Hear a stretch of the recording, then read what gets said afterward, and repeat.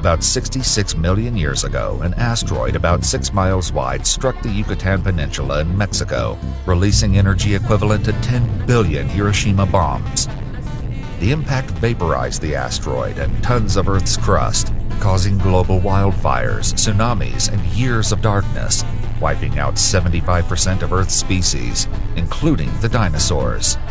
Scientists confirmed the impact site, the Chicxulub crater, by finding iridium, a rare element on Earth but common in asteroids.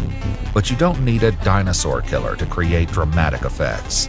In 2013, a 20-meter meteor exploded over Chelyabinsk, Russia, injuring 1,500 people and damaging 7,200 buildings across 6 cities.